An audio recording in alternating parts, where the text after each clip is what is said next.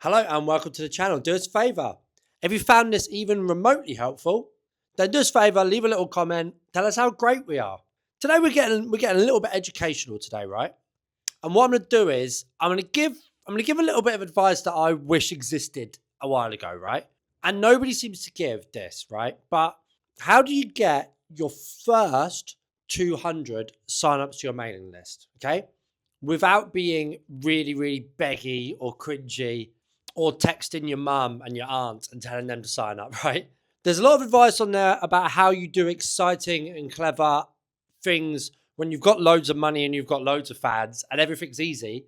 But there's not much advice on how you take that first step from kind of A to B, right? To then go to C, to then go to D, and eventually so on, right? So let's assume that you've got 0 email signups right now. How do you get your first 200 or 100, whatever, your first batch of signups? So I always think that the music industry is not as good at this as other industries. The best industry at incentivizing and getting people signed up to mailing lists is the fashion industry. So try and think a little bit like ASOS or Zara or whoever with this, right? How do they get you to sign up to their mailing list to constantly be getting flooded with their new jeans? They incentivize. They give a discount or they give something for free if you sign up to this mailing list. There's always a reason they got you to sign up in the first place, right? So the first thing that I'm going to recommend that you look into is a product called Zapier. Now, Zapier does lots and lots of different things, but one thing it's really, really useful for is it can automate your inbound emails, so people emailing you about whatever, and turn them into a mailing list subscriber. So let's assume that you're using MailChimp for your mailing list because that's what everybody uses. But assume you're using MailChimp, you can integrate that with Zapier. And what it does is anyone that emails you offering kind of whatever or reaches out to get in touch or wants to ask about gig tickets or collaborations, it automatically pulls their name and their email address and lots of other information as well. And it adds them straight away to your mailing list. So that's the first thing that you should look into because that happens in the background without any work from you, right? And it just slowly over time builds a mailing list, okay? I'm going to add to the screen here our workflow of the one that we've got set up. It might look complicated, but it's really simple. All it does is when you get an email, it pulls their name, their email, and their information, and it adds them directly to your mailing list. The second thing that I want to talk about is fan magnets. Now, this is a slightly stupid industry term. What this essentially is giving fans or audience members or people a reason to sign up to your mailing list, right? What are you going to give them in return? What's the offer? So what I'm going to share with you is some of the best fan magnets that I've seen. Obviously, you could do the standard, get a free download of a song or get a discount on gig tickets or stuff like that, right? Which is fine, but that's only really going to appeal to people who are already quite big fans of yours. Because if someone is a bit meh about you or doesn't even know you, they're not going to care about a free download of a song. Also, who downloads songs now anyway? Not that many people, right? So here's some things I've seen that I've found really interesting.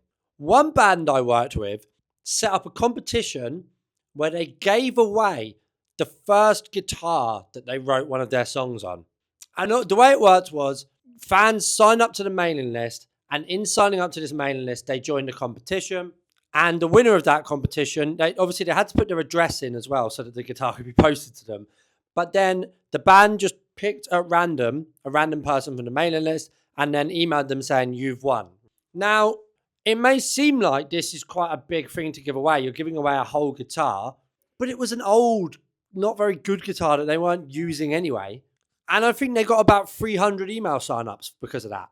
And also you could get creative. You could share this on Reddit. You could share it online. You could get people to repost it. Another great one I saw is a band that I worked with. They gave away all of their outfits for their previous tour.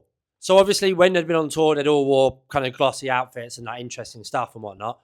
And they framed it as, we were going to sell our outfits on Vinted, but instead we're going to give them away to our fan base. And all you have to do in order to enter this competition is sign up to the mailing list. Again, really easy. It's stuff that they were going to sell anyway. And I think they got about 100 email signups because of it. There's lots of websites you can post this sort of thing on, post it on Reddit, post it on FreeCycle, stuff like that. And it's a really easy thing to just give away to your fans that feels authentic.